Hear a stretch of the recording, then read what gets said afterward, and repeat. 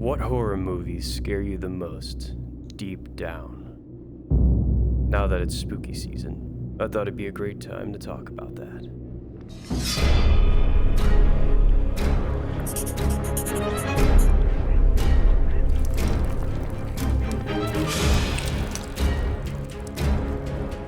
Alright, so spoiler alert up front here. I am going to be talking about a couple movies and spoiling the endings.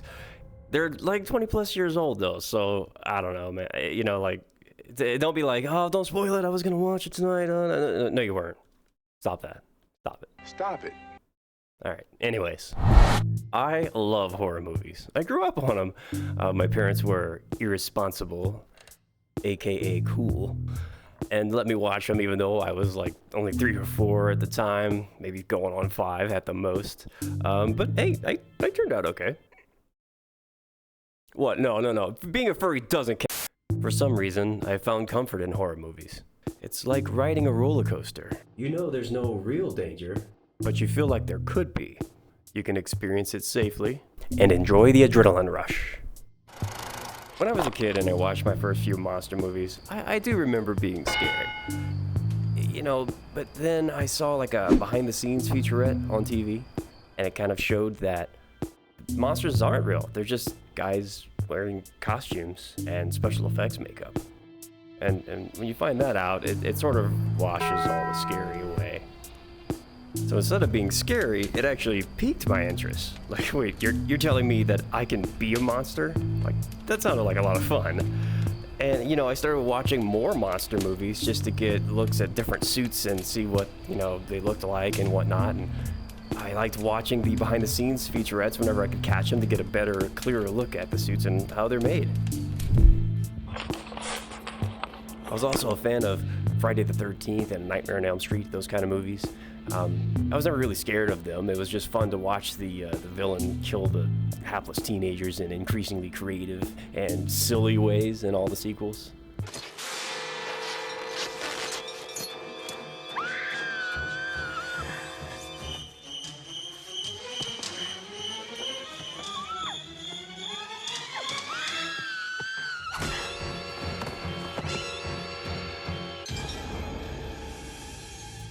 I think those kind of movies never scared me really because the villains were always so outlandish and not really grounded in reality, and I felt like that could just never happen to me.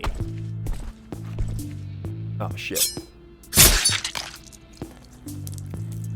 We'd go to Blockbuster and rent a movie on the weekends, and I'd usually pick out a horror movie, of course, and that was usually based entirely on the box art, which horror movies back in the day had like crazy awesome box art.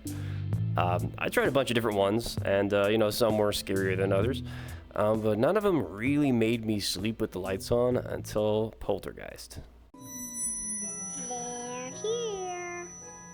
Poltergeist was a whole different monster. Like, this entity could make you see things that weren't there, confuse you, and follow you through walls anywhere you went, and harm you, but you couldn't harm it.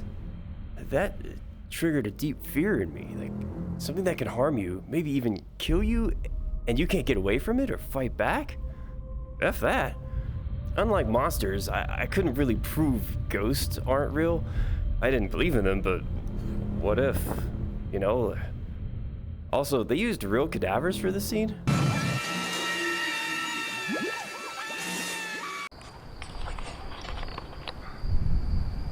Blair Witch Project was another one that really got to me.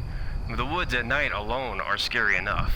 And then if you've ever been walking in the woods by yourself and got turned around or felt lost even for a second, you can really relate to what the people are going through in the movie.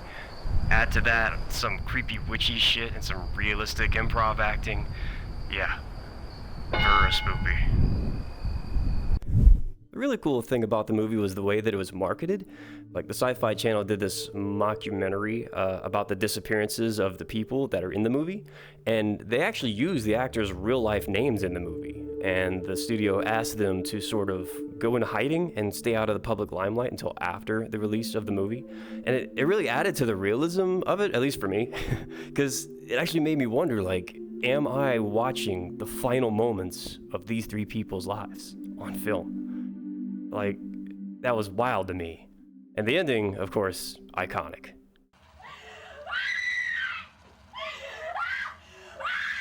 I remember in school though that like people just didn't seem to think it was scary at all. Like I remember like one of the girls in class was talking to a friend of hers and she was like, it was so boring and just when it's getting good, it ends. And I thought like, are you nuts? Like I was on the edge of my seat the entire time having like panic breaths. Like, of course, you know, I found out later that it was all fake. Obviously, they're not gonna show something like that mass market. You know, like the actors did interviews about the movie after it came out and whatnot. It was wild. One of the really cool things about the Blair Witch was the way that they filmed it. They actually didn't have a real script. They just got some actors who were really good at improv crew and the film crew and all that. And I would say camera crew because they actually had to learn how to film themselves. And they were the main actress was supposed to like point the camera at it and go, "What the hell is that?" And then they didn't actually they would see the person, leave them food, but they'd leave them less and less food every day, so they'd actually kind of get hungrier and hungrier. They had a GPS, so they couldn't really get lost. It's like go on the GPS, head this direction, don't tell the other people. And he's like, why? The actual house was like a real house too, and the farmer that owned the land didn't want all the people coming onto it and stuff. Oh, I'm sorry, I'm getting off script. Okay, no, I got it. I got it. I'm sorry, I just really like the movie. All right, I can already hear you asking, Maglot, what is the scariest movie you've ever seen? Well, the answer to that riddle is...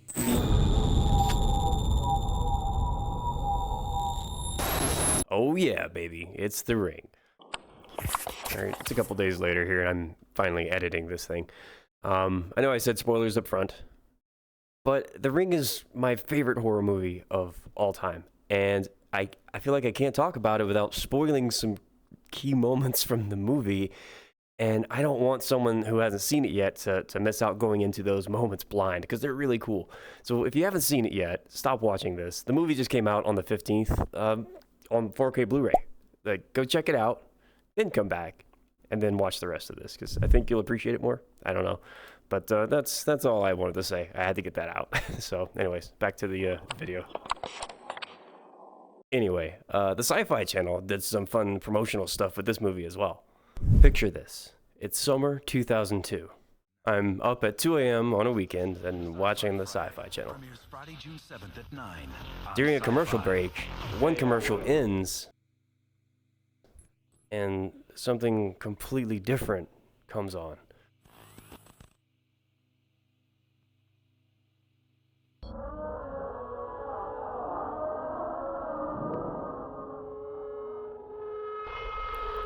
It's indescribable.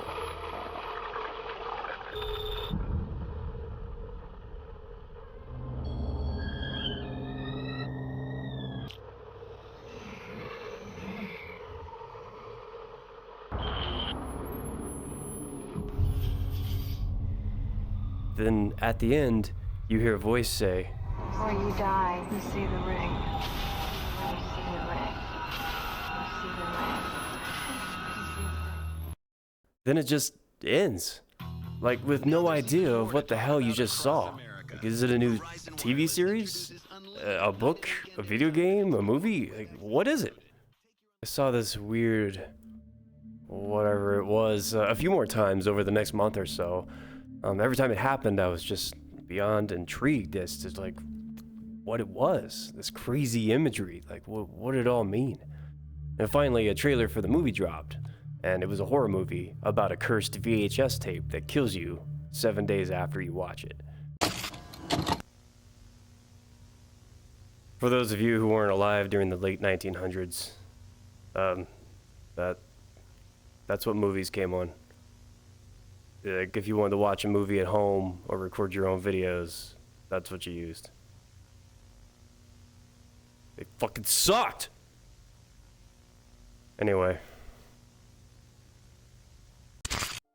My imagination went into overdrive. Like, knowing you die in 7 days, I kept wondering, like, how that would happen. Like, did you just fall over dead? Did you have a heart attack? Vanish? Like, what actually made you die?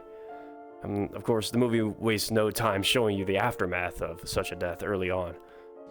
I saw her face. Ew! Gosh. Like, my jaw hit the floor. Like, that's what happens? But how? Like, why? Like, what could have done that? Like, I kept wondering about that, like, while the puzzle slowly solved itself over the course of the movie. By the end, we find out that it's a vengeful ghost who has the power to infect anyone who watches the cursed tape. Gosh. After 7 days, she kills you by inhabiting a TV near you and then crawling out of the cursed tape footage that's currently playing on the TV and into the real world. And then the victim experiences the same 7 days of torture that she went through before she died. By the end of the film, we see that the ring is the cyclical nature of the curse. Like, the only way to avoid death is by making a copy of the cursed tape and then showing it to someone else. It's the very definition of a viral video. Like, imagine if you didn't share some random TikTok video that you came across with someone, then your phone would kill you. Now, that is some poop your pants level spooky. No, hold up. I can fix that.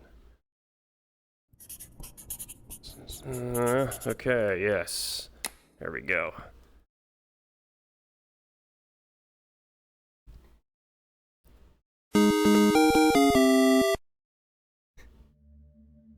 I couldn't get the movie out of my head. It just really got to me on a fundamental level.